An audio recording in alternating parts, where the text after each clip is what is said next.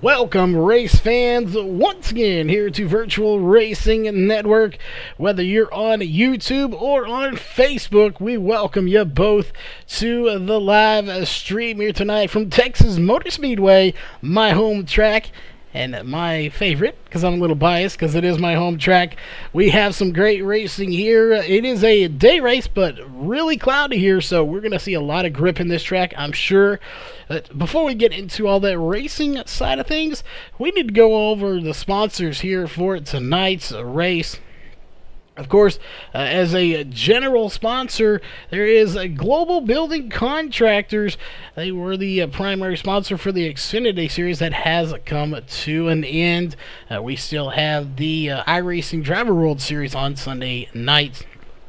iRacing Drivers World here as a general sponsor for this series as well. And of course, your presenting sponsor here for tonight's race, that is Leo's Coney Island out of Rochester Hills. If you're in the area, make sure you go in there and tell these guys that you are grateful for what they do.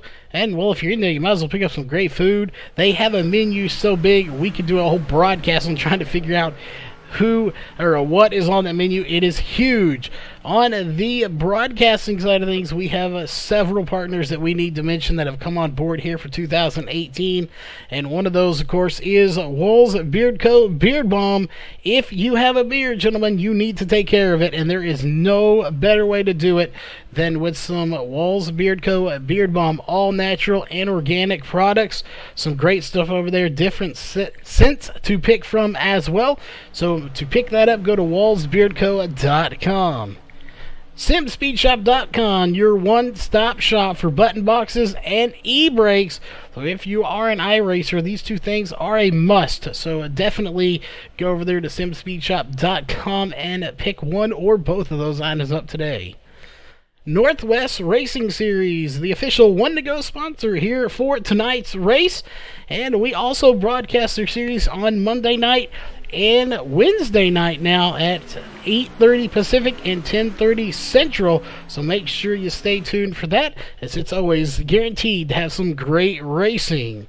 Ohio IndyCar League, if you're looking to get into some IndyCar racing into your life, there is no better place to do it than Ohio IndyCar League. They are no longer just taking Ohio Club members. You can get all the latest information at facebook.com/Ohio IndyCar League.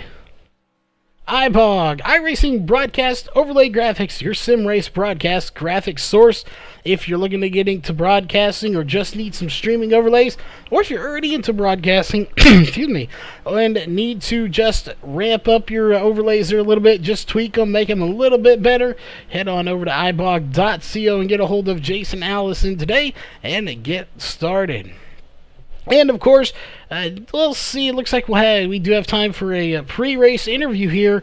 So your pre-race interview tonight will be presented by Randy's Wraps. If you have a iRacing account, there is one way you can stand out from the other crowd. That is with a custom paint job. So head on over to Facebook, type in Randy's Wraps. It'll take you right to their page, and you can get a custom paint for a really good price. So make sure you check out Randy's Wraps. That being said, it is that time once again. I know we introduce him every week. That's because he's here with us once again.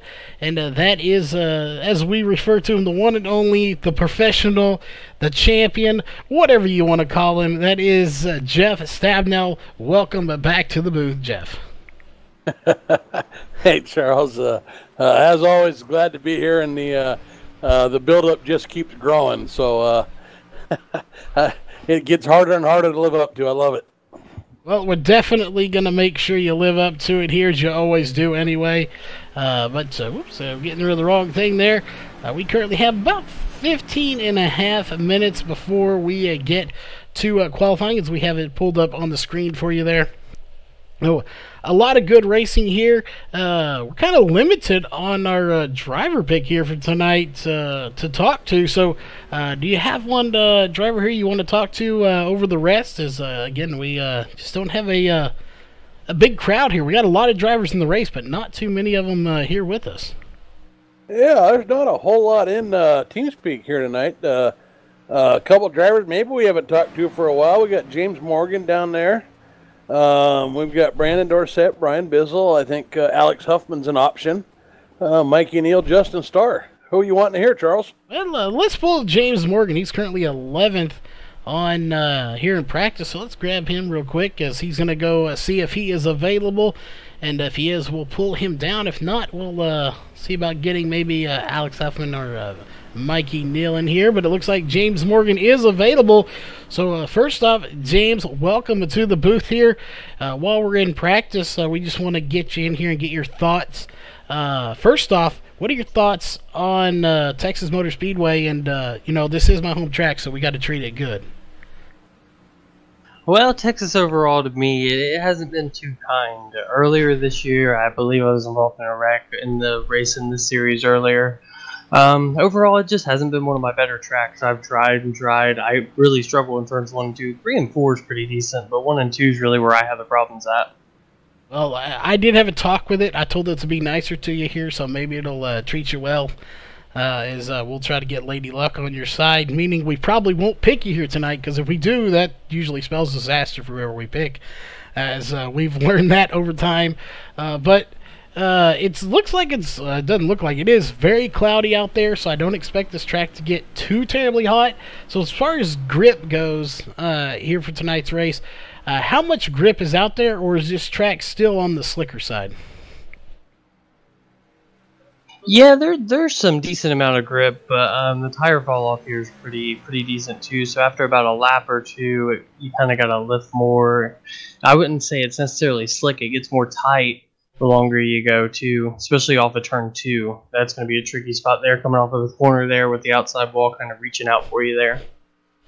Well, definitely we'll be looking to see how this track does play and the track temperatures throughout the night. Before we let you go, of course, Jeff, you got any questions here for James Morgan?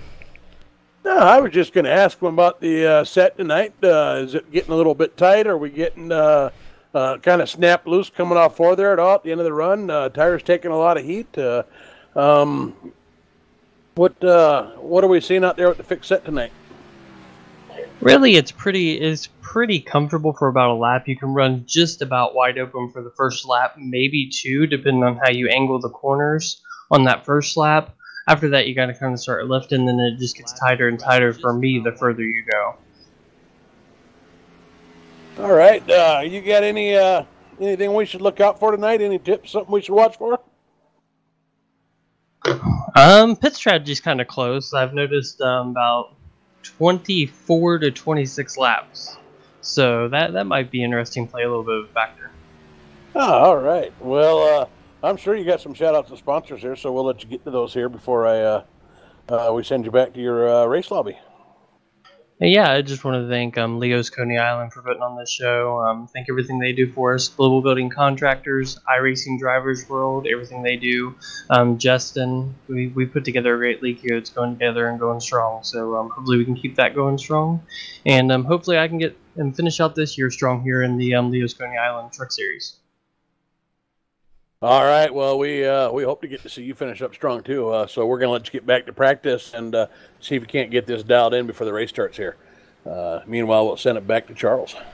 All right, as we are back here, we got 11 minutes, actually just over 11 minutes left in practice here. So we'll go ahead and get rid of that and go ahead and pull up the VRN race analyst here, as they do run dynamic weather, so 10 to 11 mile per hour winds, and that's not too far off. It is actually pretty windy here in Texas, as obviously I'm here, so that is not far off of what it's been. 13 mile an hour wind now, only a track temp of 72, so it is a fairly cool compared to some of the tracks we have seen for this series. Yeah, I mean, I think that may even be a problem here. Normally, you're worried about track being 105, 110 degrees, and getting these things loose and putting some heat in those tires at the end of the run. But with all this grip out here, these guys are going to feel like this thing's going to stick to anything, and they're going to want to get right back into that throttle because early in those early laps, it's going to stick, and they're going to eat those tires, particularly that right front tire. So. It's going to take a little bit of willpower not to burn that right front off and keep this truck running good at the end of a long run. So anxious to see that. I think really this is kind of a right up Jameer Muhammad's alley here, to be honest with you. Yeah, and we do have a question here from Mike Neal in chat, and I think it's, well, I could answer it. I think it's more geared on your alley. The question is, what's the difference between being tight and loose? So, hang on here a second. I got in-race radio blast over here. I apologize for that. So the difference between tight and loose really comes down to which tires have the most grip. If you're loose, the front tires have more grip. So when you go to turn, the rear tires give away first. And the rear end likes to come around on you. Now that tends to be faster when you're driving, if you can control it. And controlling it's kind of difficult. It takes a lot of throttle control to carry a loose vehicle. But you can drive it a lot faster than a tight vehicle, which means the rear tires have more grip than the front. So you want to go to turn, it slides those front tires. Your natural reaction is turn the wheel even more. Basically what that does is the more wheel you put into it, the more it slows your truck down. And eventually, those tires will grip and start turning, or they won't, and you'll slide right up into the wall. But it's kind of a driver preference. There's a lot of drivers that a tight car where the front wants to slide and the rear stays planted is much easier to control. And there are some drivers that feel more comfortable running cars that way, especially in the long run. A loose car is faster but harder to control. And again, with that, you really got to have good throttle control. And then, if you're real good, you can kind of drive that car balanced. And that's hard to do, and that's what we see some of these guys that are able to do, like Mikey and Jameer Muhammad and a couple of these guys that seem to win here week after week after week. Bryson Barker's another one. These are the guys that are good on the long run. We don't see them sliding the rear around. We don't see them pushing. They're able to just keep a neutral car throughout that run.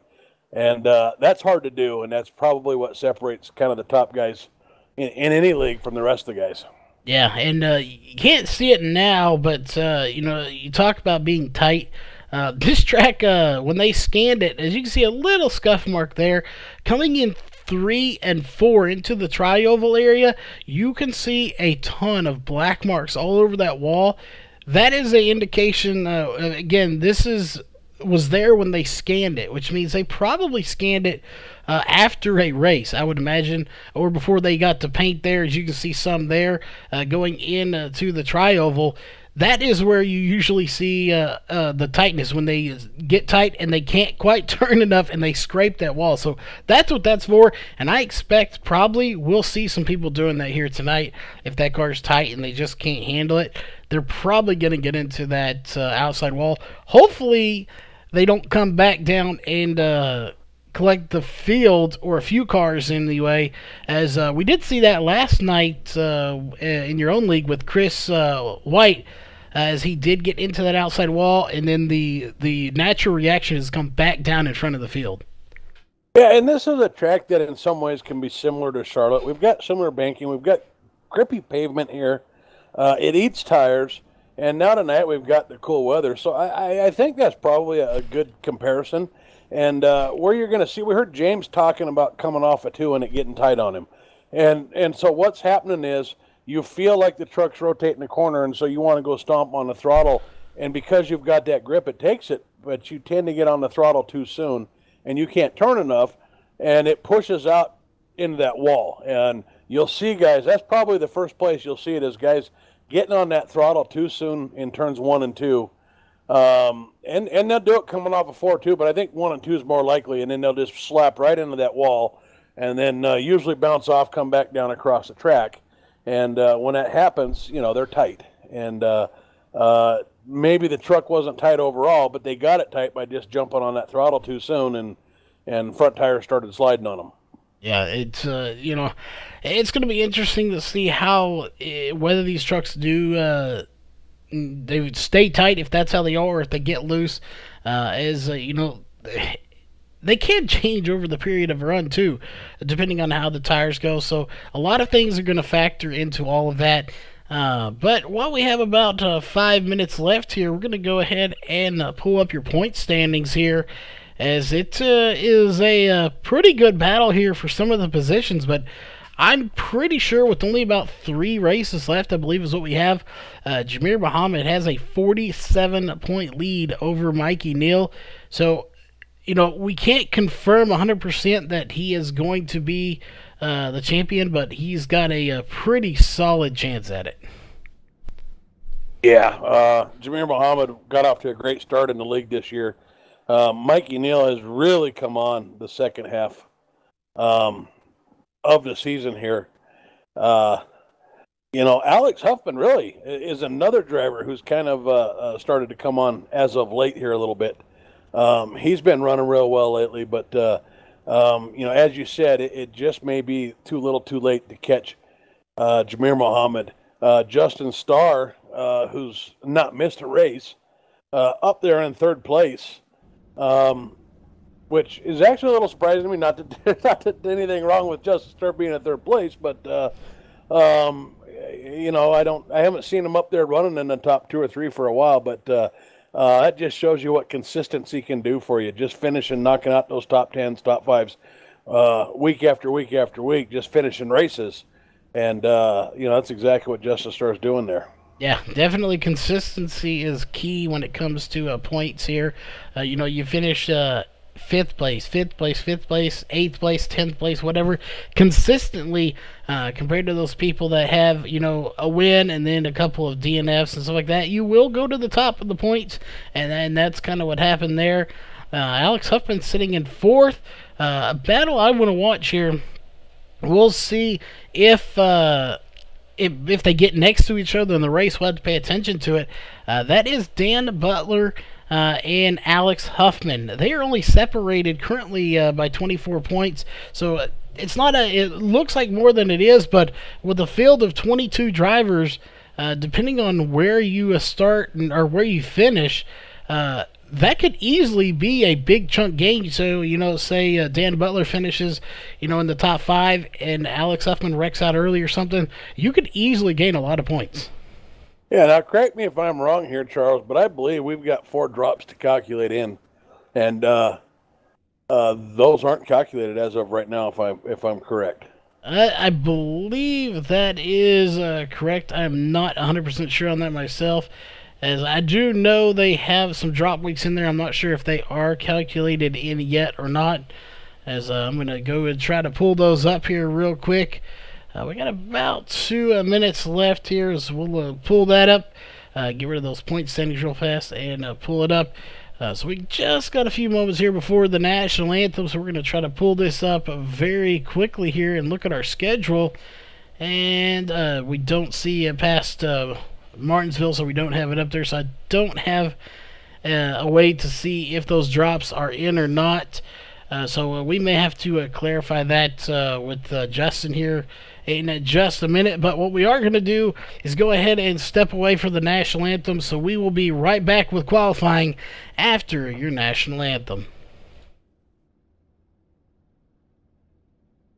We take you down onto the track for our opening ceremonies. Ladies and gentlemen, please rise. Please remove your hats. Oh, say, can you see by the dawn's early light what so proudly we hailed at the twilight's last gleaming, whose broad stripes and bright stars through the perilous fight o'er the ramparts we watched were so gallantly streaming, and the rocket's red glare, the bombs bursting in air, gave proof through the night that our flag was still there. Oh, say does that star-spangled banner yet wave o'er the land of the free and the home of the brave.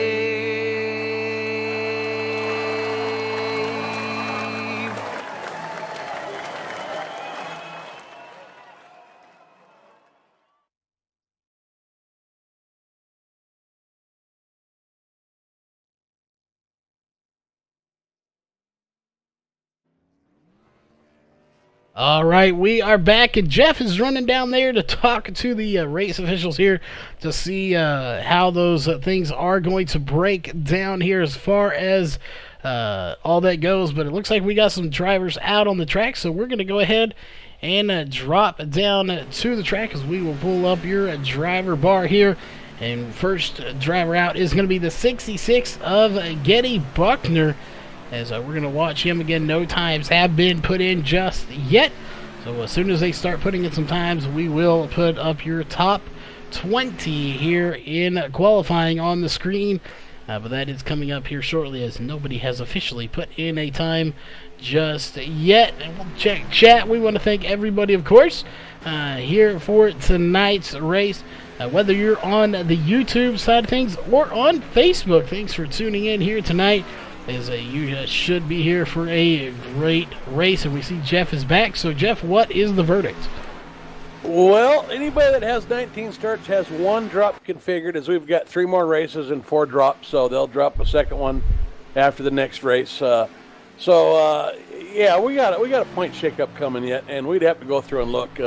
I'm not sure where Mikey and Jameer are, but I don't think it's 47 points difference. It could be more, could be less. Depends on who's got the lowest scores that they get to drop, I think. Yeah, and that would be a ton of figuring out there. Is I'm not sure what is going on with our top 20 here for qualifying, as it is really spazzing out right now. So something is definitely going wrong. So we're going to go ahead and hide that. But Mikey Neal at the top with the 29.420. Right behind him, James Morgan, who we just talked to a while ago, a 29.482.063 behind Mikey Neal. And, he said this track gave him problems last time. Maybe he's flipped that around here tonight. Well, I think Mikey's running a lot better here the second half of the season. We kind of talked about in the opening of the race. He's just been a lot faster in the second half of the season. And they ran this race in the first half of the season. Jameer Muhammad dominated this race earlier in the season, if I remember right. And I also think this was probably like the 4th or 5th track they ran. It was back there a ways. So, yeah, I would expect a different race out of Mikey tonight. I think he's a lot better driver now.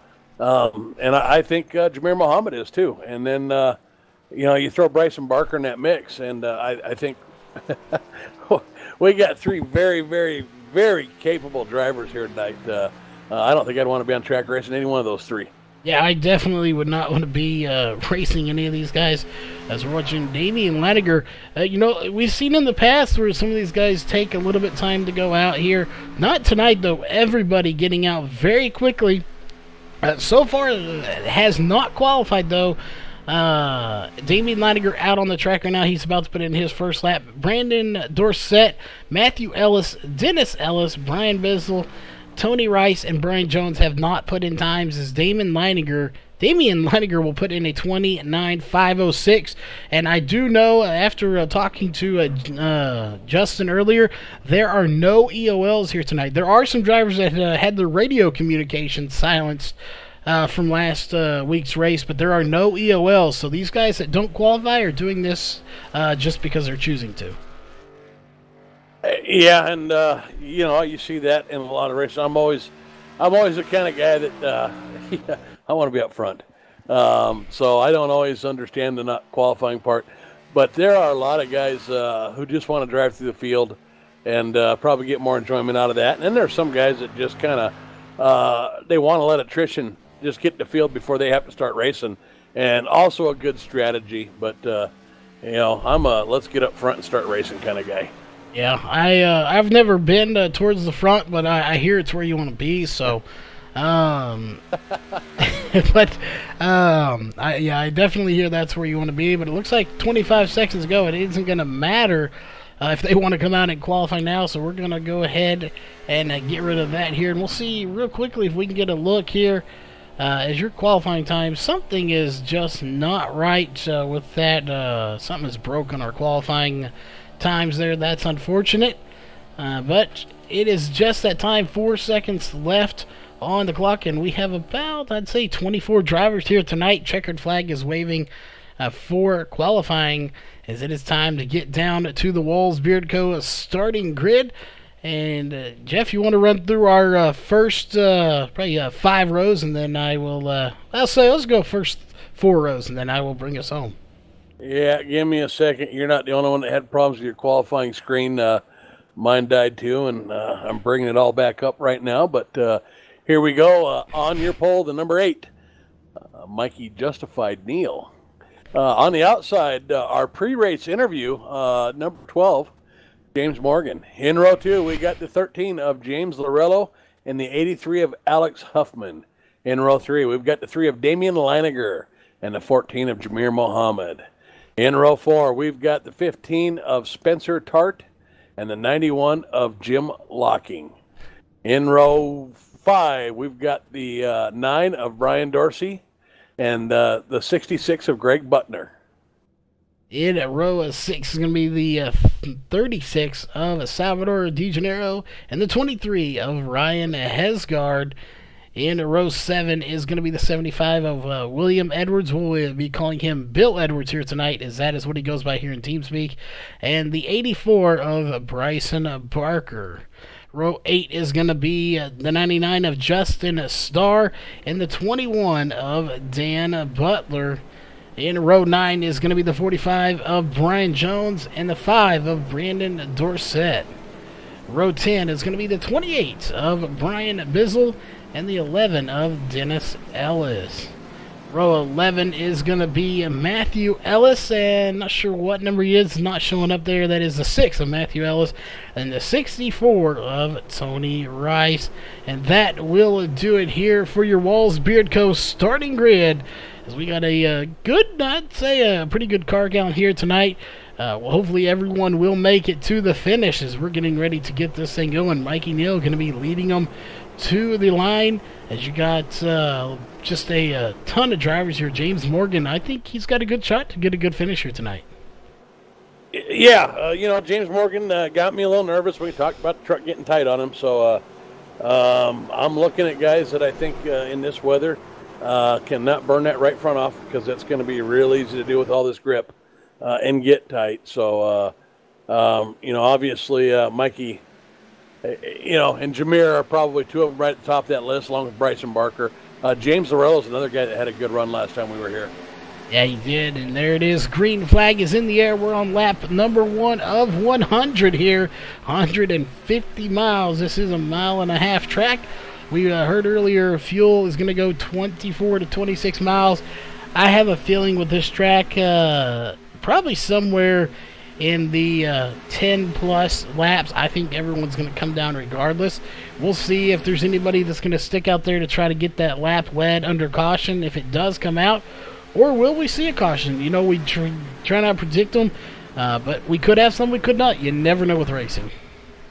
Oh, you're absolutely right. Texas is one of those places where it's so easy to slap that wall. Either you're loose coming off of 4 there, and the rear wants to slide out and get you coming into that quad oval, or you're tight coming off 1 and 2, and that one's the one that seems to bite you when we get these tight conditions. So good chance we'll see something, but every race is different, and we know the guys in this league can drive these trucks. So not going to bet for or against that one.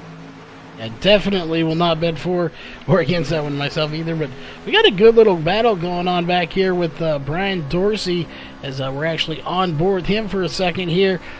Getty Buckner back here, Bryson Barker in here, Jim Locking just in front of these guys. So some really good battling going on back here for, I'd say, about 10th place or so. You got about a 5-car battle. Yeah, I'm watching Alex Huffman work his way up through the field. Started fourth, already up to second. He just got by James Morgan and James Larillo, so Alex Huffman able to get by both the Jameses and has his sight set on Mikey Neal right now. Mikey Neal obviously out to a pretty good start, got about 3/4 of a second lead, but Alex Huffman just got free, and we'll see if he can run him down.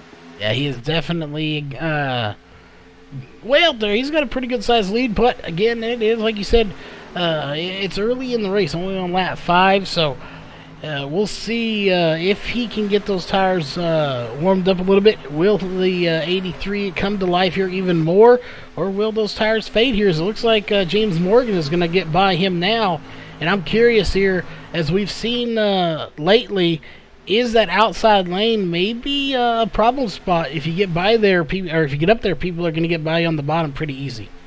Well, I think, and I'm not positive, but I think the 83 got up into the wall entering turn 1. I think he swung a little bit too wide, scraped the wall, lost a little bit of speed. I don't think he hit it hard, but I think he scraped it, and I'll have to go look at his truck and see if we can see scrape marks, but looked to me like he just got slowed down by the wall there a little bit. Yeah, definitely don't see anything from our angle. See if we can get a closer look down here ourselves as these guys come flying out of the into the tri-oval. He is back on the inside, so he's going to get by James Morgan once again to take second place back as we're riding on board with him here for just a moment. Some really good battling going on as he's going to slide up in front of James Morgan and officially take the spot. Damian Leininger in right now 4th position at number 3 machine, and someone we talked about earlier, Jamir Muhammad, sitting in 5th place right now. And to look that up, he started in 6th, so he's gained 1 spot, but just hasn't really been able to get by Damian Leininger just yet. Oh, Jamir Muhammad, somebody we got to come back and look at it about 5 more laps. Let these guys, again, these trucks feel great right now with all this grip, so let these guys eat a little bit of these tires up and watch Jamir Muhammad set sail and start running to the front. Meanwhile, Mikey Neal able to take advantage of the battle going on between the 3 trucks behind him with James Larillo, James Morgan, and Alex Huffman, extends his lead out to 1.6 seconds. Yeah, that is one of the biggest advantages to being out front if you don't have anyone going on. He is loving this right now. These guys, they want to get in front of someone and get the position in as quickly as possible because for anyone that doesn't know how general racing works, there is Jamir Muhammad gets a little wiggle. The more they run side by side, the more he's going to pull away. So this side by side racing that he can see in his rearview mirror a little bit, he's loving it because the more they do that, the more he pulls away. Yeah, and speaking of guys on the move, Bryson Barker, he just cleared kind of a little bit of a traffic jam. He's up to 8th place. He started in 14th place, so he's somebody that we said might excel in these conditions today on the long run should this thing go green and get these long runs. And he's on the move. Yeah, he is definitely on the move right now. And so we're going to go down here and see if we can't get a close-up view of that number 84 Pepsi machine DuPont out there. He is good, just doing a fantastic run. I expect to see him in the top 5 here shortly. Based on how he's going right now, he is definitely not going to disappoint. Jim Locking here in a deadlock battle with Ryan Hesgaard at the moment. They're side by side coming to the trial, although I think Ryan Hesgaard is going to edge him out just a little bit on the high side. Surprising because it seems like the bottom was the way to go here, so we'll see if Jim can get back by him, but I think he actually may not do it. Yeah, that's one thing about Texas. Once these tires start rearing a little bit, a lot of times you can pick up time running a little bit higher line. Not that it's faster through the corner, but you can just you're getting such less of a radius there, and you're able to carry a little bit more speed off the exit there and down the straightaway. So early in the run, when we got good tires, we can get back to the throttle early enough where that's really we can overcome that run on the inside, that shorter line, and be faster on the inside. But as the tires wear, look for guys to be able to start making a few more moves on that outside. Yeah, and I want to point out here real fast as we're on lap 13, just now noticed that Tony Rice did not start the race here tonight, so not sure what happened there. as to why he didn't start. And I also want to point this out here that we're on lap 14 now. We are 10 laps away already from what could be our first green flag pit stop. So it seems like we just sat down and went live, and here we are 10 laps away from that first green flag pit stop run. Yeah, running these field restrictions in this. I think we had James Morgan told us 24 to 26 laps. Well, if you got to go 100 laps, expect somebody to come in at 24 and try to short pit this and get a little bit of track position. Most guys are probably eyeballing lap 25 as their pit window, and a few guys maybe might wait till lap 26 to see, if guys have problems getting to pit road and bring out a caution. But pretty small pit window that we got there, so I think we're going to have some busy times here in the pits here in about 10 laps. Yeah, I think we are too. We're keeping an eye on chat. Believe me enough, it does rain in Texas. Last week, it rained all week, and I had to go mow, and it was like mowing a jungle outside. So every once in a while, like once a year, it does rain here in Texas. We get all our rain in 1 month. So unfortunately, it does rain here too. But it looked like it was raining when they scanned this track too. But it's not raining here in the sim, but it is fairly cool. I want to check on our track temps here real quick as we pull up the race analyst. This track has gone up 2 degrees since we started. That being said, once we start pit stops here, we've never checked it, and I think we will. When we go under caution, we know the track temp drops a little bit, but once we start doing green flag stops, I want to keep an eye on that temperature to see if it'll go down then with people coming down pit road. Yeah, I mean, that's something we know. We know during cautions it cools down quite a bit, and I'm sure it's going to drop some, maybe not as much, but when you got a lot of cars off that track, I mean, it's going to dissipate heat. I guess the question is it going to be measurable? Yeah, and, the big question here is we're on lap 18. We're coming up on those pit stops here shortly. Who is going to be the first one to come down? Is it going to be our leader, Mikey Neal, who now has a 1.966 second lead, almost a 2-second lead over Alex Huffman, his teammate? Or is it going to be one of these guys behind them coming in first? James Morgan, he may come in. I'm going to go talk about Jamir Muhammad. I think, personally, he's going to be one of the first ones to come in. He is really strategic, and he is really good at trying to get himself off of the same group with the rest of these. So I think he may be our first one to come in. Yeah, Jamir Muhammad's always looking for a way to get off cycle, gain some positions. With the fuel window being so close to an even number of, breaking up this race into equal segments. And these trucks don't look like they're really having any handling issues, though. I don't know how much strategy there is to be played. Lap 24 may be the earliest we could see somebody probably get away with it. I don't know. I guess if somebody's going to come in early, I would say Jamir Muhammad's probably as good a pick anyway. I always like to look at that second place truck, too. Alex Huffman might see that as an opportunity to pick up 2 seconds, maybe inherit the lead there from Mikey. He might be the guy that would most benefit from trying an early pit stop. Yeah, I want to read in chat here where you're talking about that. As far as the setups go here for iRacing, I'm assuming you're talking about the wheel and pedals. Yeah, unfortunately, $100, that might buy you a shifter. These setups here, they can go pretty elaborate, anywhere from, a couple $100 just for the basic, or they can go extremely expensive, as Jeff, you can probably attest to that. Well, as a matter of fact, I saw a sale the other day. RACECORE, used to be buy.com or something like that, had the Logitech G920 or G29 there. One's PlayStation, one's Xbox. They both work. Depends on what shape you want your buttons to be. But they had that on sale for $199, which is a pretty good deal for wheel and pedals. It's what I started with. It's certainly doable, passable. You got force feedback. You've got the pedals. It may not provide you all the feeling back, into the steering wheel that somebody with a $2,000 wheel might have, whereas they might feel every bump and they might feel the tires slipping a little bit. because the wheel can have that kind of feedback.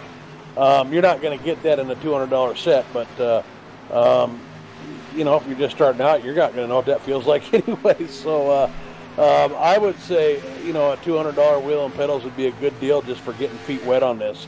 I certainly personally wouldn't try racing it with a controller.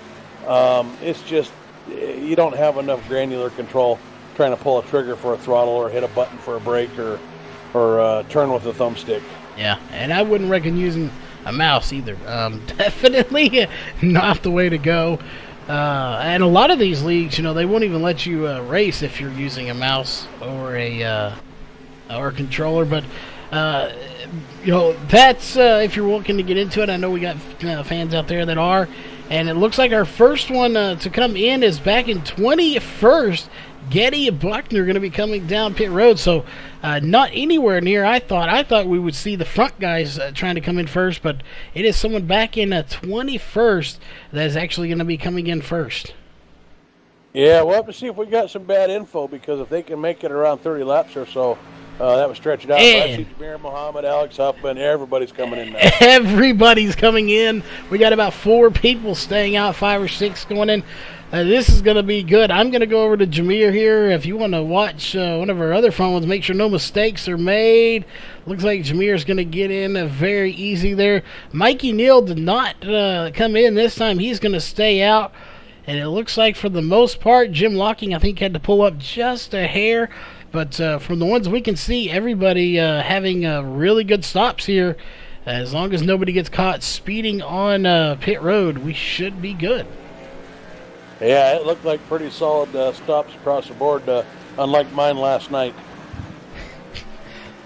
I don't even know if I caught that one. We'll assume we didn't, as Mikey Neal on pit road now. He is going to get a 2-tire stop, as he obviously, we kind of figured he would. Getting so far so good. A little bit over here, 15.6 seconds, so not extremely fast, but not too terribly slow either. But you compare it to James Morgan, who was on there, took 14.4, so that is a little bit longer of a stop. Yeah, Bill Edwards and Brandon Dorsett able to squeeze 27 laps on their runs. They're pitting now. So a little something to keep in mind for the end of this race. We could go maybe a lap further than we thought, but you know, here we are on lap 28, and everybody's in the pits. Yeah, definitely everyone has completed or is on a pit road right now, and it looks like it's going to cycle back around as Mikey Neal will have the lead. But, you know, he had a huge lead a second ago. Look at that lead now, as that time up there on the overlays is not 100% accurate. Look who is just directly behind him.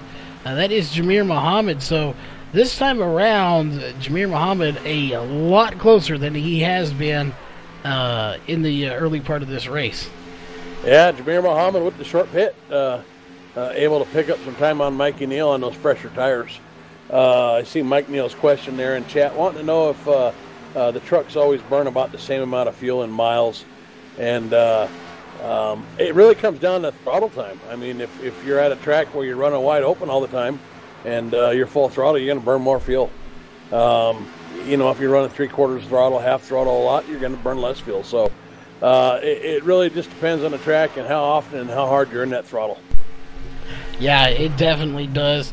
And you get people like Mikey Neal and Jamir Muhammad that are really good at saving fuel and tires. They can maybe, you know, coast it through the corners and conserve a little bit and make it further.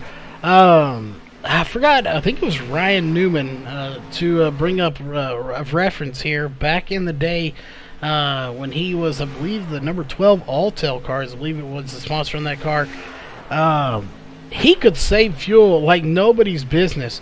He would have like 2, 3, 5 laps more of fuel than everybody else. So, you know, that concept comes over here too. If you can coast it through, maybe let off the gas a little bit, run a different line, you can save, you know, a lap or two of fuel. Maybe not 2, but you can at least save a lap of fuel to get you to the end. Oh, I absolutely. I mean, will practice that myself.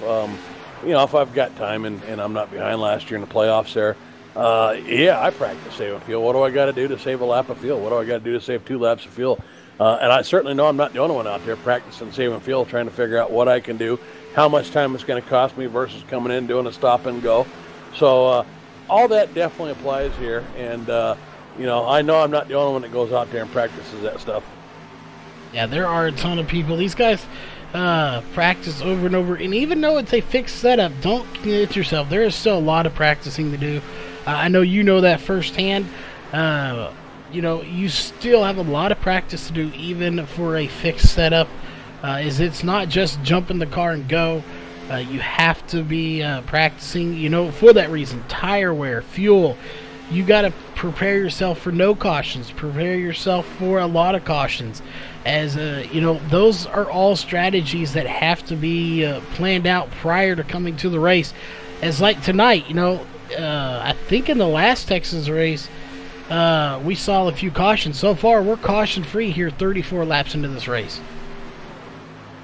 Yeah, check out the leaders, Charles. We got a heck of a battle going on up there as Mikey Neal and Jameer Muhammad been running side by side here for a little bit. Jameer Muhammad trying to work it on the outside, but finally able to get up there to Mikey Neal, and looks like he wants to lead. So we'll see how long these guys go at it here and how hard they battle. It's still early in the race. Are they going to want to burn their tires up fighting for this lead, or is one of them just going to give up and let the other one go by and live to fight another day? Yeah, it looks like the 14er Jameer Muhammad's going to back off just a little bit. Assuming, the setup and all that is the way I think it would be, how it's been in the past anyway. I'm not sure which one, but if I recall correctly, hopefully I do, if Jameer can if he can get on the outside and hold Mikey to the bottom, that will wear his tires a little bit more, if I think I got that right. If you can hold someone down on the bottom, it will wear those tires out a little bit more than being able to kind of coast it around the outside. Well, there's two things, right? So if you are Jameer and you're able to get outside Mikey and run outside of him and stay outside of him, you force Mikey to do two things. Number one, he cannot get into the throttle as soon coming off that corner. And number two, if he does, in order to try to keep that position, he's got to put a whole bunch of wheel in there and start burning those tires up. So not able to float it out in the corner. We got a caution. It just we came do, out. And it is going to be the 11 of Dennis Ellis bringing out caution number 1 here on lap 37. Let's go back and take a look.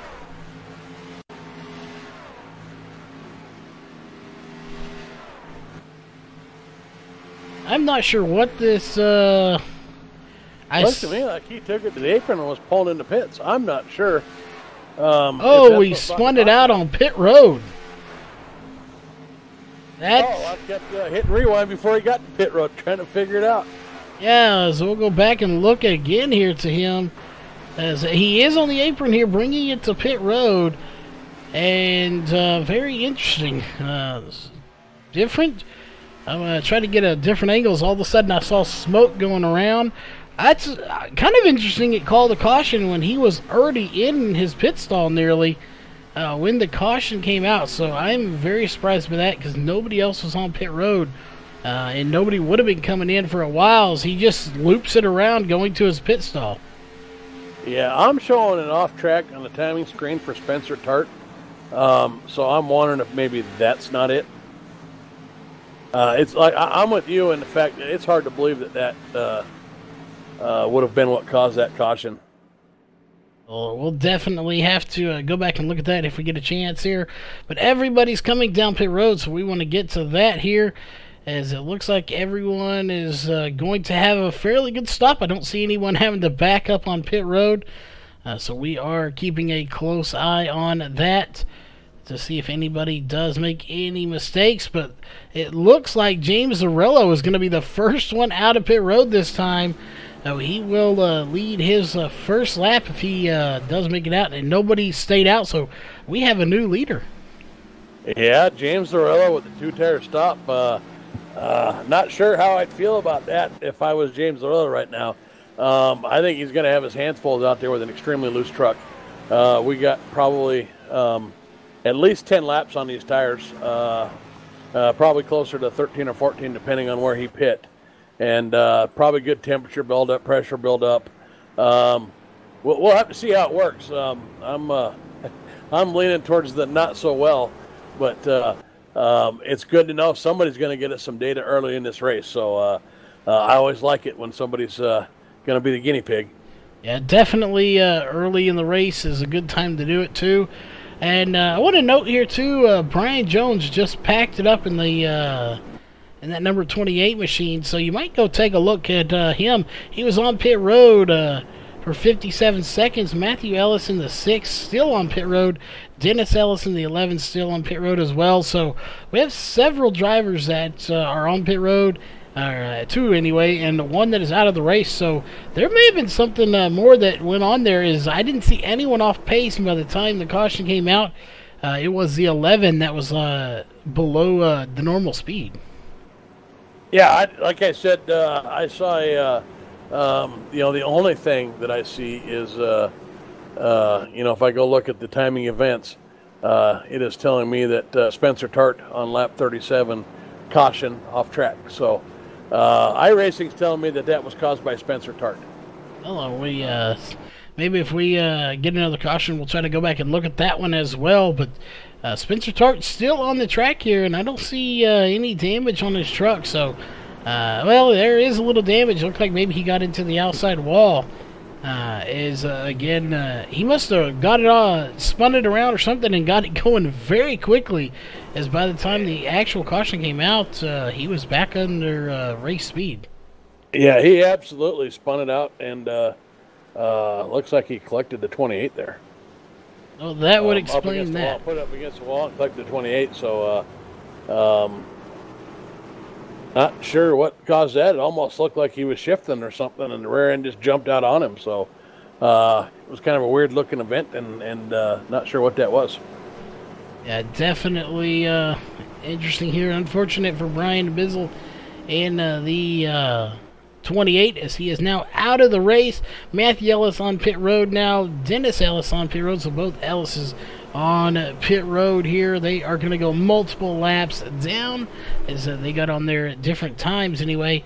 It looks like James Zarello again is our new race leader, followed by Mikey and Neil and Jameer Muhammad in your top 3. Like you said a second ago, though, we will see how those 2 tires do, as he was only on pit road for 10.2 seconds, so we know he only took 2 tires. So will they work? Yeah, if he doesn't get a good start here, look for 3 wide early. Jameer Muhammad's not going to want to get stuck behind him. It definitely is not going to want to get stuck behind him, as looks like Mikey Neal's going to tuck into second very quickly here, and he will jump down just in front of Jameer Muhammad, as he didn't have much room, but he did have enough to make it stick, and he does. And those 2 tires, while they did get a good jump, that really doesn't mean those tires are going to last, because you have control of the field. So as soon as the pace car is off the track, he could get that jump. So it doesn't necessarily mean they're going to last. It just means that he didn't spin them. Yeah, you're absolutely right. All that means is he had control of the field. He knew when he was going to start the field, and was able to get out there. Although he's done a pretty good job keeping that gap there for this first lap, but I think Mikey and Jameer are going to get him here real quick. They're running him down pretty fast, and I think once these guys get him with those 2 tires, I think he's going to drop like a rock. But who knows? We'll see if he can prove different here, as it looks like he's going to be a little bit sporty about it there, and kind of driving down, pitching these guys down a little bit off the corner, so making them work for it, and making them burn off a little bit of those tires if he's going to let them by. Yeah, and it's not necessarily a bad idea. You've got older tires on one side, so make these guys burn them off, but it looks like he is going to lose 3 spots, and he'll tuck into 4th place, as Alex Huffman got by him. Jameer Muhammad and Mikey Neal got by him. Now it's going to be James Morgan trying, and I have a feeling if he hadn't got down on that bottom side, that bottom lane, he probably would have lost a few more spots, but he found a gap and was able to tuck in on that bottom lane, and that is probably what saved him from losing at least 2 more spots from James Morgan and Bryson Barker. Yeah, it's not over yet. We'll see how he does here, if those tires can bounce back out. He doesn't look as loose as I thought he was going to be. I thought, really, I was kind of watching him coming off 4, to see if I saw that rear end sliding a little bit coming off 4. And, it just could be that these trucks are tight enough on this grippy track that, maybe the 2 tires aren't as loose as I thought they'd be.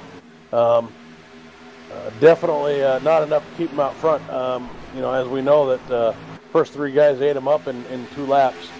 But for a 1-lap shootout, it might be worth a shot. It definitely would be here. We're going to take a look.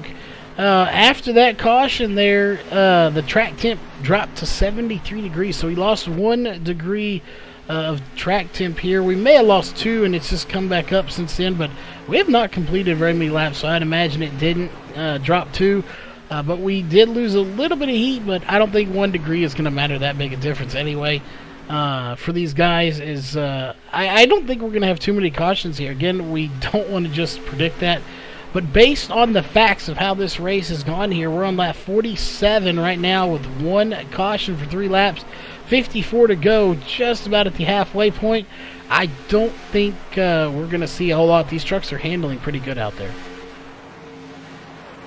Yeah, that could cut both ways. Sometimes when trucks are feeling pretty good with the handle there, you start feeling like Superman out there and thinking you can do some things you can't really do. So, again, it'll come down to how sporty this thing gets at the end of the race. As I'm actually watching James Arola work his way back underneath Bryson Barker, who had gotten by him here. So that's interesting to watch. But back to that point, I think it really comes down to whether or not this field's packed close together and how aggressive the drivers are when that happens, and that's typically what's going to indicate whether or not we're going to have caution. So the longer these guys run, the more spread out they get, the less likely we are to have those cautions. Yeah, definitely. And, while we're watching this battle here, we do want to go ahead and thank everybody once again for tuning in here on YouTube side of things. If you are, definitely hit the thumbs up. And, of course, the subscribe and little bell to be notified of all upcoming events. And on the Facebook side of things, for everyone tuning in there, definitely hit the thumbs up if you like the race. I know we got Matt Henry and Mark Walls are on the Facebook side of things here tonight watching. So big shout out to those guys for tuning in here tonight. There's a couple of fast drivers that I'm used to running with, so we better be careful not talk on our butts, Charles. They'll call us out on it. Yeah, definitely we don't want any of that. So we'll just leave that one be there. And, yeah, they do, Mike. They have a little relative black box in there that lets them know who is ahead of them, behind them, if they're on the same lap, and all of that good stuff. So they do have some information at their disposal to let them know who is where in their surroundings. And we're going to take a look back up here to the front real quick, as we saw it a little while ago, and we're seeing it again. It's Mikey Neal and Jameer Muhammad bumper to bumper, but look who's in there now. This time Alex Huffman's in there. So we had a 1-car lead with Mikey Neal. Then we had green flag stops. It turned into a 2-car battle. Then we had a caution, and now it's a 3-car battle for the lead. So if we have another caution, we very well may have 4 cars battling up here for the lead. Well, we got 2 cars that have been making their way through the field. Last week's winner, Ryan Hesgard, he won at Martinsville on that short track. I was curious to see. He hasn't run a lot of races with these guys, so I was curious to see how he would do on the intermediates, and he has made steady progress through the field. He's in 5th place right now.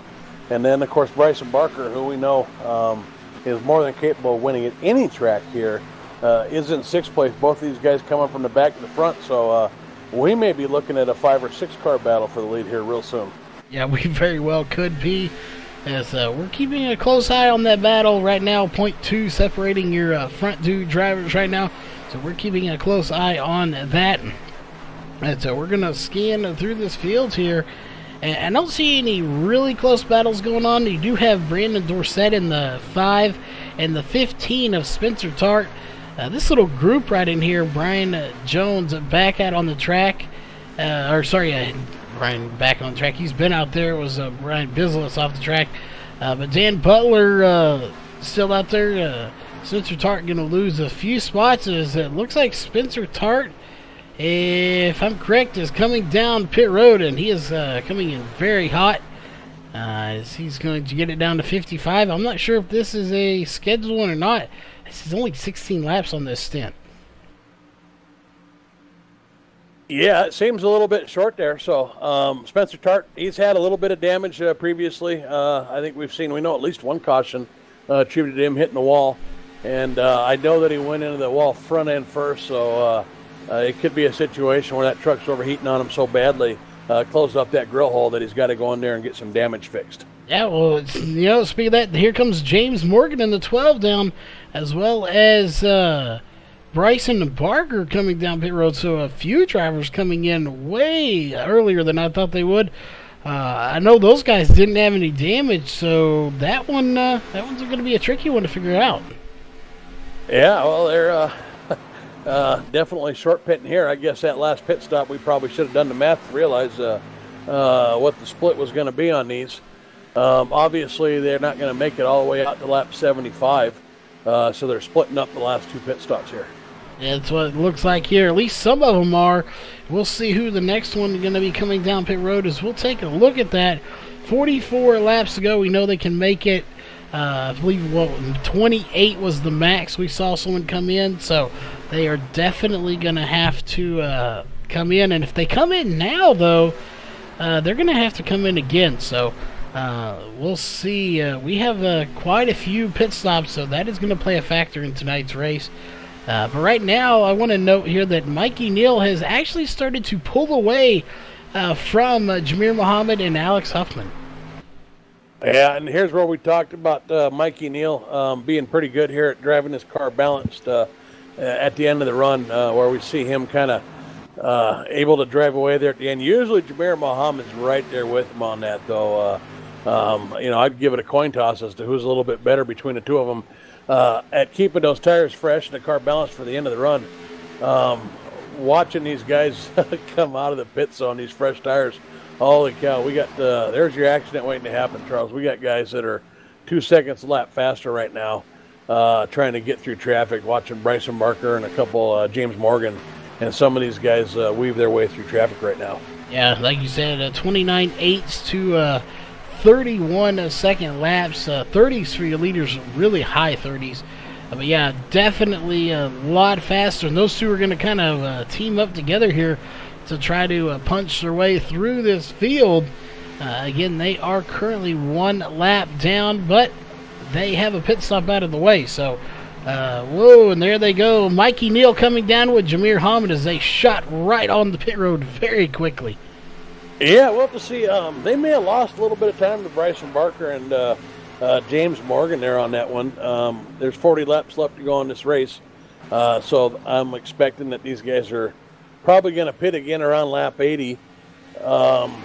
We'll have to see how that works out, whereas Bryson Barker and these guys pit about 5 laps earlier, so I assume they're going to run to about 75, 76 and try to pit there. So, are the cautions going to come out and mess this up, or are the few tires, the few laps earlier with these fresh tires, how big of a difference is that going to make? It's worth a couple seconds a lap, so I expect when these are done cycling through, Bryson Barker may well be our new leader.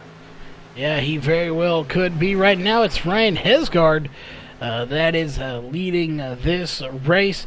We'll see. He has officially led 1 lap.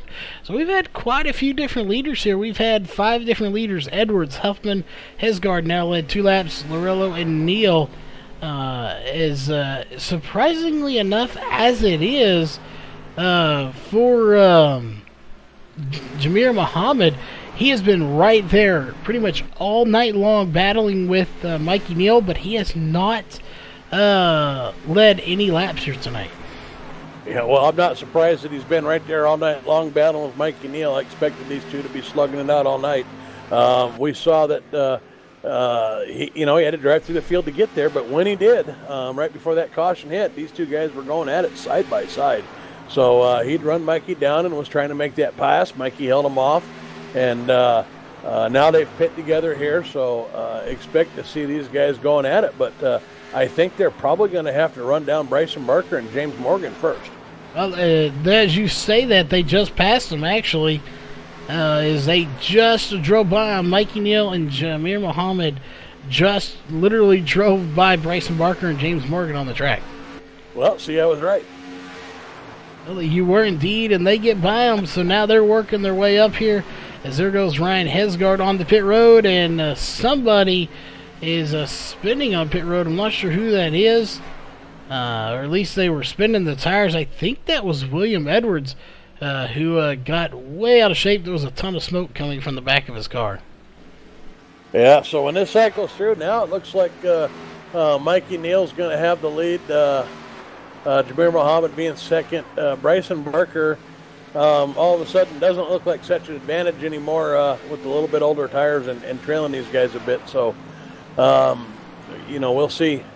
I think he's about a second behind these guys already. So we'll see if this works out, though, with his next pit stop. If he comes in and pits about 4 or 5 laps early, maybe enough to get the lead and hold these guys off. And then James Morgan really having a good race. He told us he was struggling on this truck earlier in our interview, but there he is, right on the bumper of Bryson Barker. Yeah, he is definitely right there on his back bumper. And, we're looking at their times here for Bryson Barker and James Morgan, who pitted a few laps earlier, 5 laps earlier, actually exactly 30.4s for these guys. Mikey Neal and Jameer Muhammad, 29.9. So, just those 5 laps difference make quite a bit of time on these tires. So while they're not falling off as far as handling goes, the speed is definitely falling off. 5 laps difference makes that big of a difference, about 0.6 difference in speed. Well, we've got a visual of it going on right now. Alex Huffman's out there on 5 laps, fresher tires. Just drove around James Morgan. And he's going to have to get around Bryson Barker, but as soon as he does, watch him probably just drive away and leave these guys in the dust. Not because he's a faster driver necessarily, but because he has 5 laps fresher tires.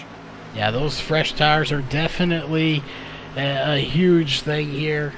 We knew they'd play a factor coming in there, and there he goes. He is going to pretty much tell him to see you later and walk away. You're talking 6 laps versus 12, as it looks like Damian Latiger is going to come down pit road now, and he will get some fresh tires and fuel. And so far, interesting enough, looking at laps, everyone has come in, but Bryson Barker, James Morgan, and Spencer Tart are, I would say, on the same strategy. They both have 13 and 14 laps on their tires. Everybody else is on a basically about 8 until you get further back in the field to someone like Dan Butler, William Edwards. These guys 3 and 4 laps on theirs. Brian Jones 1 lap on his. So you got a ton of different strategies going on. Yeah, I've been watching the leaders here. Jameer Muhammad all over the back bumper of Mikey Neal. Mikey Neal just had a pretty good lap there, got off the corners a little bit better, but on the previous lap, Jameer Muhammad was poking his nose around there on the outside, the inside, looking for a way to get around him, and he's closed that gap right back up again. And again, he's trying to set up the pass here. Mikey Neal at this point just a little bit too fast off these corners and able to fend it off, but Jameer Muhammad looking for a way around right now. Yeah, and while he's looking there and we're watching this battle here for the lead, keep in mind we're on lap 71, and we expect some of these guys to be coming down for pit stops here at lap 75-ish. So we're only 4 laps away from guys coming back down pit road, and then when they come down, we're then 5 laps away from more guys coming down so that they can make it on fuel. So we just pitted, and we're already about ready to start seeing people come down yet again. Yeah, I'm going to expect, and of course I'm wrong as much as I'm right on this, but Bryson Barker and James Morgan probably to come down and keep the short pit going and pit somewhere around lap 76, 78, somewhere in there, maybe as early as 75, and try to get a couple extra seconds gained on these new tires. And if you're Bryson Barker right now 2 seconds behind the leader, that may be enough to put you in the lead. And then of course this time you'd have to see if you could hold it, but I don't expect Mikey Neal and Jameer Muhammad to let these guys run around on newer tires for long. If they pit, I would expect them to follow pretty quickly. And while we're going back here, we got a question in chat. So if the 84 would pit 5 laps ahead of the 8 and the 14, under these 10 laps, would they catch them? That is a good question. It really just depends on how these tires are wearing here. Jeff, we may let you answer that one. Yeah, it's the argument rages on.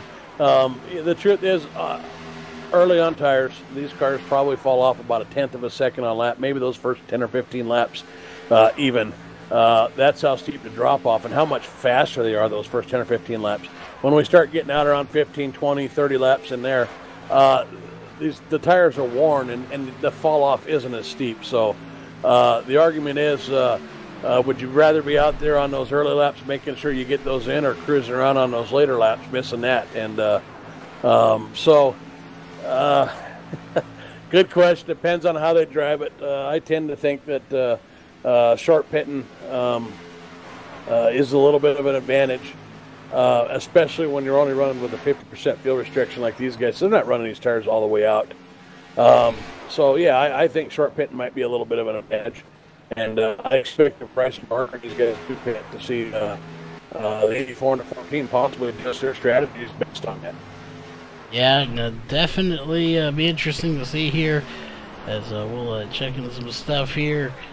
Going a little robo on us there just for a second. But it looks like Ryan Hesgaard actually had to back up on his pit stop. And here comes Mikey Neal on lap 76, so he's cutting it a little bit short. So is Jamir Muhammad. But they should still be able to make it as they're going to come down at pit road and get their stops completed. And Jeff is going to reset there real quick. So we're going to watch these pit stops here, make sure everything goes well for Mikey Neal, Jamir Muhammad, as they're taking 4 tires and a fuel. And it's going to be Jamir Muhammad that gets out first here. Mikey Neal, 14.6 second stop. Jamir Muhammad, 14.1. So a difference of on pit road time of 35.7 to 38.2. So Mikey Neal on pit road just a little bit longer, and that's going to give the lead to Jamir Muhammad once this cycle's around. Yeah, so Mikey Neal and Jamir Muhammad having the same conversations in their heads that we're having in here with the preemptive strike to keep Bryson Barker and James Morgan from short pitting them again. So I think that's some brilliant strategy call on their part. Yeah, it definitely is. And we got everyone else starting to come in. James Zarello on pit road, and a few more going to be coming in here. We'll see Bryson Barker still out, though. 23 laps on his stint right now. Brian Dorsey, 13. Brandon Dorsett, 11. William Edwards currently on 14. Ram Dan Butler, 13. And Brian Jones with 11. So when it all sorts it out, it looks like Jamir Muhammad will be your race leader, and he has got a pretty sizable gap over Mikey Neal right now. That's the biggest gap he's had on him. And that's going to be a big gap to overcome without a caution. With 20 laps to go and having a 2.5 second interval, I was having some audio problems and had to reset that, so I missed what happened on pit road. Not sure. It sounds like it was a bad stop for Mikey, but 2.5 seconds without a caution is going to be nearly impossible to overcome against Jamir. Jamir's just too good to give up that kind of time. So I think if Mikey or Bryson or any of these guys want a shot here at this, they're going to probably need a caution to come out here. Yeah, they definitely are. And really, as far as pit road, nothing happened. Pit stops were for the two on pit road time. They were on pit lane. 35.7 for Mikey, Jamir, 38.2 for Mikey. Their actual pit stop, 14.1 and 14.6. So Mikey was just on pit road just a little bit longer, but I didn't see any mistakes being made. He didn't have to back up or anything like that. So just overall, just a little bit longer pit stop. Well, 3 seconds down pit road is more than a little longer pit stop. I see a lot of guys that were fast on pit road having pit lanes as short as 33.5 seconds. As long as 36. So at 38 seconds, I don't know if he slipped through his box, had to back up, or what happened, but something most likely happened there with that kind of a time there. Definitely, we didn't see anything, but again, we could have missed it very easily, as it looks like most of these guys have come in. Brian Jones coming down right now. We'll see Brandon Dorsett 15 laps on his stint. William Edwards right now 18, and Dan Butler has 17. So these guys have not come in yet. Keep in mind, they're running 31.1s. Jameer Muhammad, who has 6 laps on his, 29, now a 30.1. So running about a second faster on 6-lap tires. Yeah, and, we'll see these start falling off pretty fast. Oh, we got a caution out. There's a game changer. That is a game changer. And not sure. It's going to be the 36 of Salvador De Janeiro going around. Let's go back and take a look. Yeah, it looked like the 8 and 36 just got into each other. Looked like it started with a little bit of net code there. Mikey trying to drive underneath him, fit that truck in a pretty tight spot, but looked like Salvador De Janeiro started going around before any actual contact was made. And then after he started going around, it looked like some contact was made. So, looked like a little bit of net code.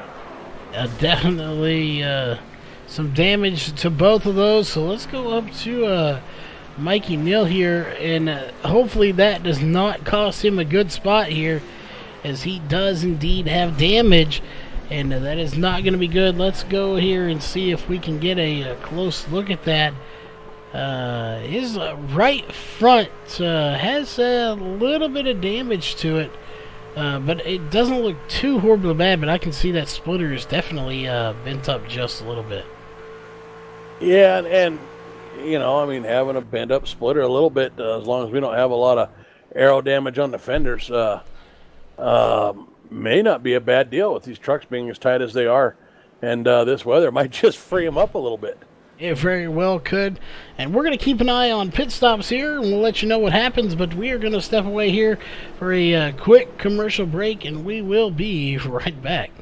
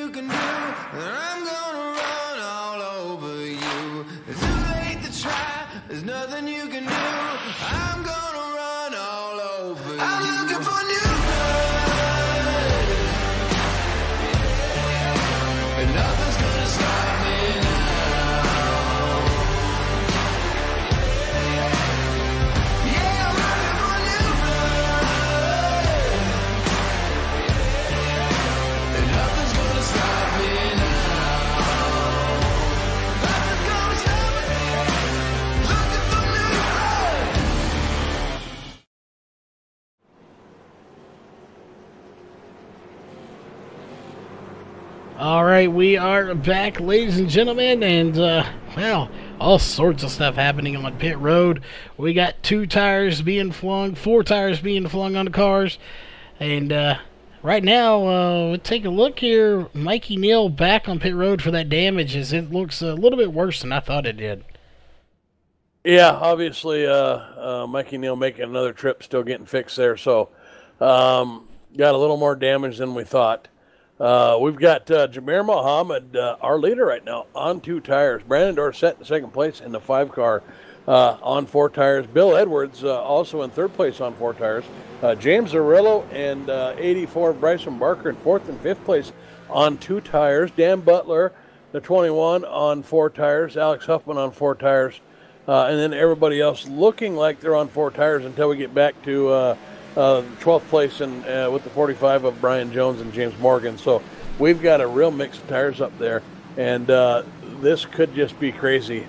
As far as the restart, I don't expect these guys to spin tires necessarily, but I think we're going to have some cars that are a little bit loose, some cars that are quite a bit faster than others, and with 10 laps to go, some cars that aren't wanting to give up some places. So going to be interested to see if Brandon Dorsett can break loose and chase Jamir Muhammad down. I think he's got a good shot at this, as long as he doesn't get hung up racing these guys behind him. And, can Dan Butler and Alex Huffman get through those two-tire guys of Bryson Barker and James Dorello to get up there in the mix?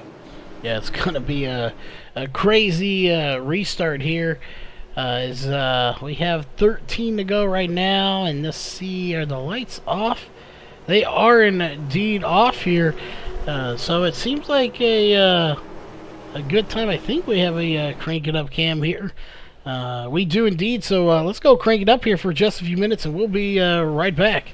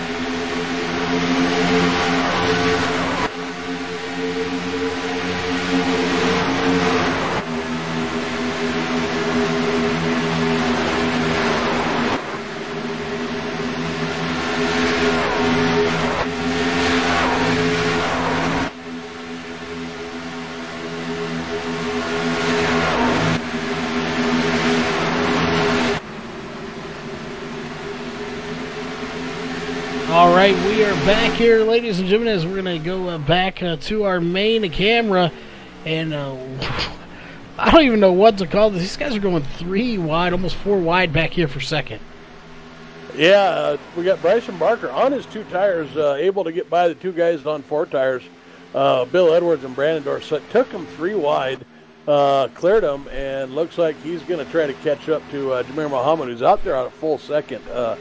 Looking a bit further back in the field, it looks like Alex Huffman might have a little bit of speed, but man, he's just stuck in this traffic here right now, not able to get through. A couple spots behind him, we've got Mikey Neal, who's kind of in the same predicament. I think there's just too many cars between him and the leader to get there. So gonna be hard, I think, at this point for anybody other than Bryson Barker to maybe catch Jamir Muhammad, as we've only got 8 laps to go. Yeah, going to be 8 at the line. And I said while we were there, I think Jamir may have this one in the bag.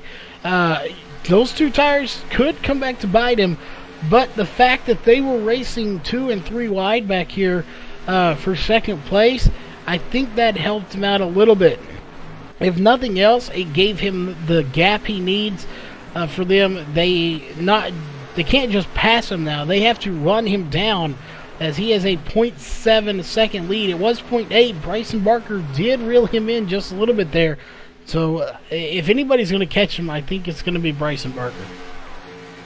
Yeah, I mean, we're coming up on 6 to go here, I think, the next time by. And, Bryson Barker is about a 10th a lap faster than him right now. He's about 7/10 behind him, so the way things go, Bryson Barker. Whoa, caution, never mind. Oh, that is not what I expected to see here, as we'll go. Oh my goodness, it's a huge one too. It's with 12 involved. Looks like 75. Mikey Neal involved in the 8, the 3, the 45.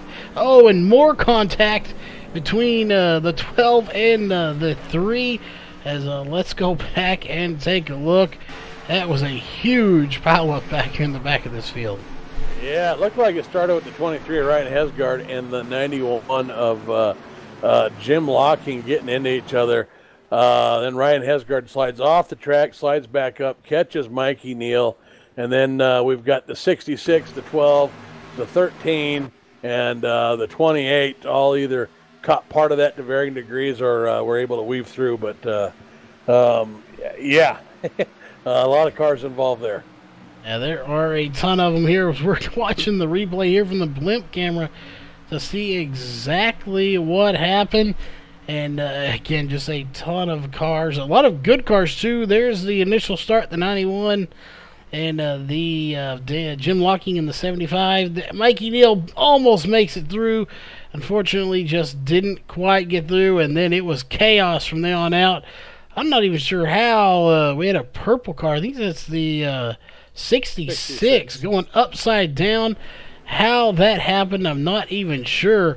He just got hit in the side there after he was already coming to a stop and just rolled it right over. The note here, though, that was 7 to go, so we will go racing again here to finish this race out. Yeah, we will go racing again. I'm not even sure what to expect. Who's going to pit? Who's not going to pit? Well, Jameer and Bryce is still up there on those 2 tires. If you could get close to them, it'd sure be tempting to go down and see if you get everybody else to follow and get 4 tires and do something with them here on these last couple laps. But if you don't get a bunch of guys to follow behind you and you get stuck in the back of this field, you're dead in the water. You can't pass that many cars in 5 laps. Yeah, you are definitely dead in the water if you can't get going. We'll see here. It looks like I think we're going to have a 2, maybe 3 lap shootout. So like you said, interesting is I think the word that's going to be used here. Yeah, it's the PG word that we're going to use. I'm sure the drivers are using some other words down there in the track, but we won't go there. Yeah, definitely they may have some other choice words, as some of them may want this caution so they can get caught back up to Jameer. Some of them may not here. So right now we have 2, your front 2, Jameer Muhammad and Bryson Barker. 11 laps on their tires, but they only took 2. Now that those guys have a little bit of wear on those tires, you look back to William Edwards, who has fresher tires per se. Will he be able to make something happen on this restart? Because before they had 2 fresh tires versus 4, but they had to get through this pack. Now you have older tires versus a little bit less older tires. So this is going to be tricky here. We very well may see, William Edwards possibly pull something out here. Yeah, Bill Edwards started in 3rd and with his 4 tires on the last restart and just didn't have anything for Jameer. I don't know. If I'm Bill, I might consider going and getting 4 tires again. We'll have to see. James Arillo's on 2 tires. Bryson Barker automatically, he gets to catch up. He had to go through cars, so that's one to watch. And then Alex Huffman is in row 3. If he can get by Bill Edwards fast enough, he's a guy on 4 tires that may have a shot at this. But I still think the race is pretty much between Bryson Barker and Jameer Muhammad, unless we get maybe James Larillo and Bill Edwards to reconsider on some tires. But I think that ship's already sailed. Yeah, I think it is too. And it's going to be a 2-lap shootout, so you don't have much time to do anything. This is crucial. You've got to get it and go as quickly as you can. So you can't have any mistakes made. And on restarts, we've seen mistakes be made, so everyone has to be perfect, especially these guys like William Edwards, James Arell. These guys that want to try to get up there and make something happen, they have to be perfect on this restart. Yeah, absolutely. Jameer Muhammad gets to start the field, and this is where he's trying to say, do I go when the pace car goes off? Do I make him wait for a minute? Because he wants to get out there with those 2 tires. And he did make him wait just a hair. And he's got himself a pretty good start, but Bryson Barker not really letting him get away this time. He is not letting him get away, and they kind of stacked up behind him here as Bryson Barker is going to try to run him down. Jameer Muhammad gets a pretty good start. Right now they're separated by 0.216, and here comes Bryson Barker. I think he may try to have a run at him. If he can keep him there, he's already dropped to 0.233, but now it's down to 0.199. So he's definitely not letting him get away. Yeah, Alex Huffman didn't get the start that I thought he needed to have if he was going to have a shot at this. He had to jump right up there and clear the 3rd car there of Bill Edwards right off the bat, and instead he fell all the way back to 6th. So, I think we're looking at Bryson Barker and Jameer Muhammad. Bryson Barker closing that gap on him right now. Really got into the corner a lot faster than him. But Jameer Muhammad able to get off the corner a little bit better. Going to gap him going down the straightaway here. So maybe Bryson Barker guilty of overdriving it just a little bit there, getting in that corner to try to make a move. Yeah, and that will do it. Jameer Muhammad going to get the win. I definitely think he came up and blocked a little bit there. And he needed to. I think Bryson Barker had a little bit of a run, and Jameer did what he needed to do to cut the momentum off, and he will pull away victorious here. Bryson Barker finishing third, and William Edwards going to be finishing in third. Bryson Barker second, not third. But that being said, here before we get to your post-race show, we'll go through your unofficial race results here for tonight's race. Jeff, you want to go through our top 10, and then I will bring us home. Yeah, absolutely. Bringing it home in first place tonight, your winner, the 14 car, or the 14 truck of Jameer Muhammad. In second place, another driver that we highlighted in the pre-race, the 84 of Bryson Barker. In third place, we've got the 75 of Bill Edwards with a fantastic run tonight. In fourth, the 13 of James Zarello. Rounding out your top five is the 83 of Alex Huffman. Bringing it home in sixth, the 5 of Brandon Dorsett. In seventh, the 91 of Jim Locking. The 15 of Spencer Tart recovers from some early mishaps to bring it home eighth place. 21 of Dan Butler in ninth.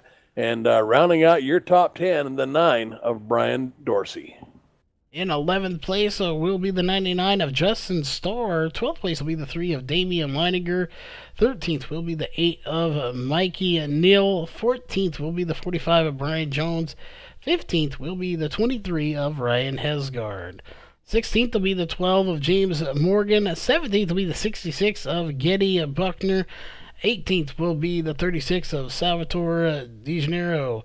19th will be the 28 of Brian Bizzle. And 20th will go to the 6 of Matthew Ellis. 21st will go to the 11 of Dennis Ellis. And 22nd, not starting the race here tonight, will be the 64 of Tony Rice. Unfortunately, not starting the race, not sure why, but that will do it here for your unofficial race results. We are going to step away, get your top 3 in here, and we will be right back here with your post-race show.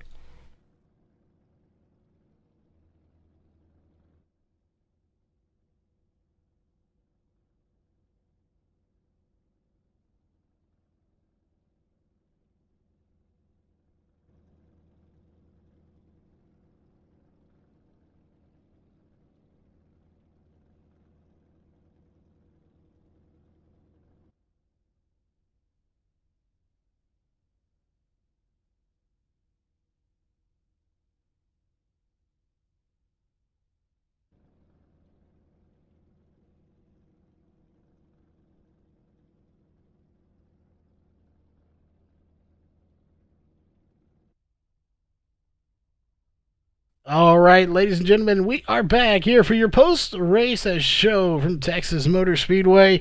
And coming in third place here tonight, that is going to be, of course, the 75 of, it says William Edwards in there, but he has Bill Edwards in here, so we're going to go with Bill. And we will hand the mic over to Jeff as he has caught up with him. Hey, Bill, how you doing, man? Congratulations on the third place finish. I'm doing good. Thank you, sir. All right, man. You just kind of came out of nowhere there at the end. We saw you there. I think you had a steady night. We had a couple pits there at the end, a couple cautions at the end, and you came out of the pits there on 4 tires. We were trying to figure out, if that strategy was going to pay off or not. Thought you might have something for Jameer Muhammad. But Bryson Barker came ripping through the field there on you, and I think you messed everything up for both you and Brandon Dorsett there, because he was a man on fire there for a minute. So tell us about your race tonight, and then especially give us kind of the rundown there on those last couple cautions. Yeah, I was just, I was doing my thing, trying to save tires a little bit. I know I was thinking some of this might go green for a while there, so I stayed out a little late and was holding off a bit, but didn't seem to work all that well because then the caution come out. But I messed up both my pit stops. I slid through one time. The green flag stop, I spun it sideways down there. So just when the people started doing green flag stops and short pit, and I decided I was going to stay out for a little bit and see what happened. But it worked out for me. Yellow came out, and I was in the right place at the right time. Well, pit strategy definitely worked out for you, and you were able to hold on to third place there through those last 2 restarts. So fantastic job. You think with those 4 tires, if you'd have had a little bit longer green flag run there at the end instead of that caution that broke it up, you'd have had anything for Jameer there? Yeah, possibly. I know the last lap, I know they were kind of getting into each other a little bit, I think, up in front of me, but I was catching back up to them. So I don't usually hot lap all that well. So it usually takes me a couple laps to get up to speed, and then I can start working the magic. But well, the magic was good enough to get you a third place finish tonight. So I think this is the first time we've had you in a booth. Congratulations on a great race tonight, and I'm sure you got some sponsors and shout outs there to give. So have at it. The floor's yours, sir. Sure. Yep. Yeah, to start with, I got to thank you guys over there at VRN and RACECORE Racing League here. You guys put on a heck of a show, and it's a good league. I like it. It's strict, and they don't mess around, and it kind of promotes some clean racing. So got to thank Leo's Coney Island for sponsoring, Lake Erie Entertainment for the 305 series, Global Building Contractors. I also got to thank S2R for sure. They're with all these teammates, and I know James has been in here a while. I know we're kind of new, but with those guys out there racing against them every week, you learn a lot, and you got somebody to compete with in between races. So it's pretty fun. Got to thank my mom who's watching, my girlfriend Michelle, my 2 daughters. I think that's about it. All right, man. I think you got half of our viewership there. So real glad we got a chance to get you here in the interview room, Bill. Once again, congratulations. And I think we're going to send it back down to Charles here, who's with our second place finisher, Bryson Barker. I am. I got the 84 of Bryson Barker. You led 2 laps here and came up just 1 spot shy of the win. You started 14th all the way up to second place. You made up 12 spots from the start of the race to finish second. So first off, we heard this truck was a little bit tight. So in your opinion, was it tight? Did it get loose throughout the race at all? And just overall, how was the handling of it? Yeah, I hit the wall my second lap of qualifying, so it kind of killed that. And it was a decent setup. 3 and 4 it was really good. Turn 1 and 2, I struggled. That's what kind of hurt me all night. And I kind of just got behind by starting so far back, and I worked my way up and stayed about 5th or 6th all race. And then through the cautions there, I somehow was able to work my way up to 2nd. Well, you definitely worked your way through, put on a good show for everyone out there. Again, we'll factor in those drops here shortly, or the other drop that's going to be in there. So we have a lot going on here. This season's coming to an end very shortly, and then we know there's going to be another little mini series after that one for 12 weeks. So with this one getting ready to wrap up, are you getting ready for that next little season as well? Yeah, of course. I'm always looking forward to the next season. With these guys, it's a ton of fun. Yeah, I'm definitely looking forward to it. I know this year I've had a couple wins, but once again, not the most consistent, so just something to work on and something to build on. Definitely something to work on and work towards some great racing, as always, from yourself. And we know you got some sponsors and shout-outs, so who would those be here for that second place finish? Yeah, of course. You guys at VRN, huge appreciation.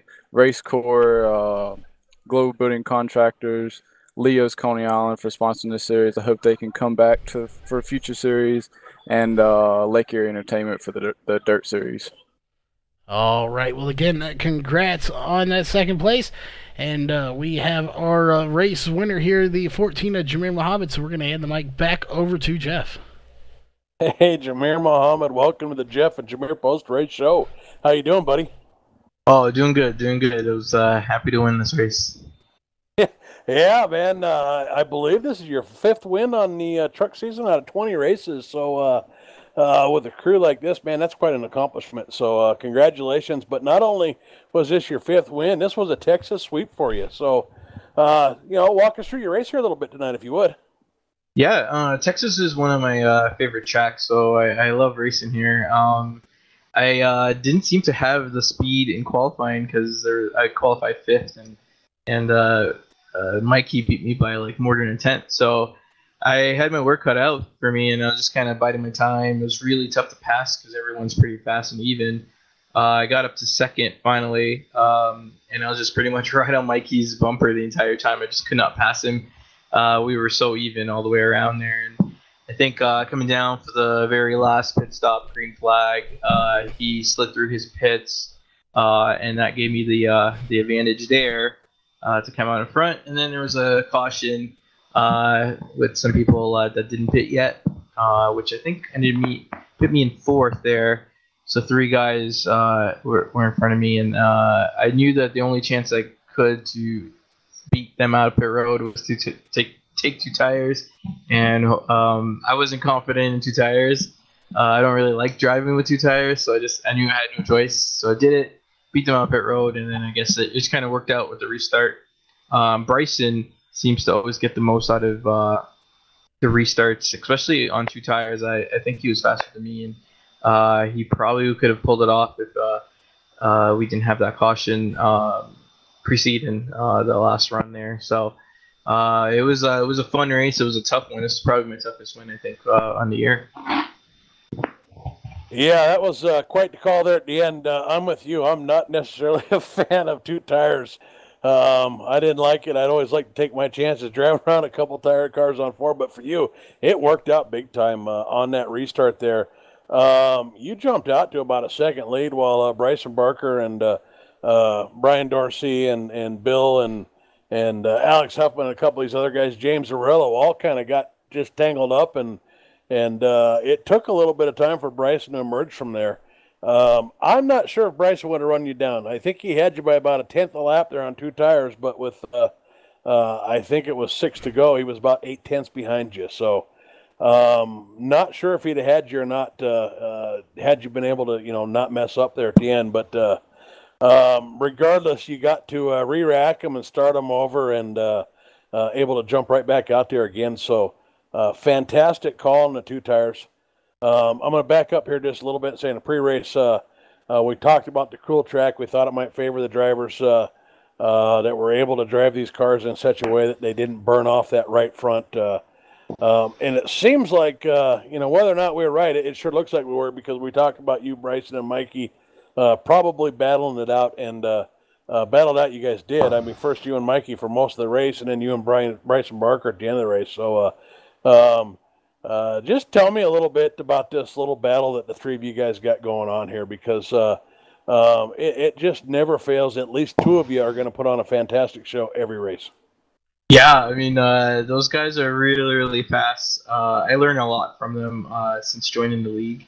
They always seem to put down really fast laps, and they've honed in and worked on their long game, and they're super tough to beat, and they're always so fast, and I always have no worries racing them. It's super clean. I don't think I've ever had an incident with either of them, and we've raced a ton of times, extremely close, and tonight was another example of that. Me and Mikey was like nose to tail.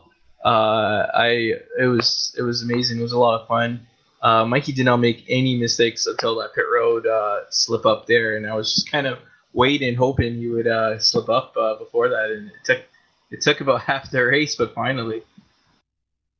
Okay, last question before I get to your shout-outs here. You were the winner of the Xfinity Series. You were the champion. It looks like you've got a hefty point lead, although we're not sure where you're at with drops. But with tonight's win and Mikey's misfortune, it looks pretty good for you on this championship run. So How important would it be for you to get the sweep in the trucks and the Xfinity and the championship here tonight? How big of a deal is that to you? Oh, it's huge. It's huge. It was definitely a goal I had coming into the start of the seasons, and the trucks I had a little bit more fortunate luck, so the points was just a little more of a gap there, and I started the season off like amazing. I think you mentioned that earlier, and just kind of kept the points lead, and I just like the trucks, and I like the Xfinity cars as well. It just means a lot to be able to win a 23 race and a 4 drop race championship in this league. It's quite an accomplishment, and I'm proud of it. As you should be. And I'm sure you got some shout outs to get to. I know your wife watches. I know your dad watches. And you've earned it. So go ahead and give them your shout outs here, man. Yeah, thanks a lot, Jeff and Charles. I'd just like to shout out to Leo's Coney's Island, Global Building Contractors, Lake Erie Entertainment, iRacing Drivers World. And like Jeff said, shout out to my dad and my wife, who hopefully is going to watch the replay of it. And shout out to my fans out there that have been following recently.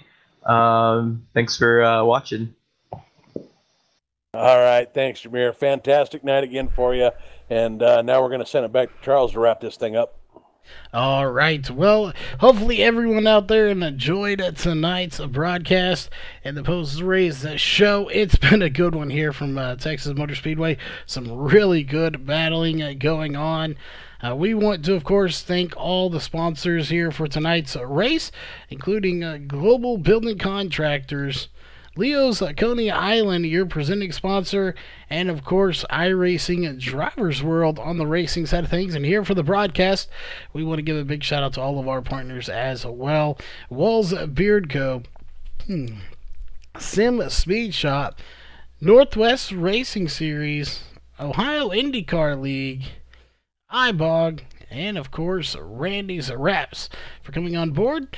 We hope you enjoyed again tonight's broadcast, and we'll see you tomorrow night with a doubleheader as we have Upper Edge followed by Northwest Racing Series, the Truck Series, coming up tomorrow night at 7:35 and 10:30 Central Time. So stay tuned for that, and we will see y'all then.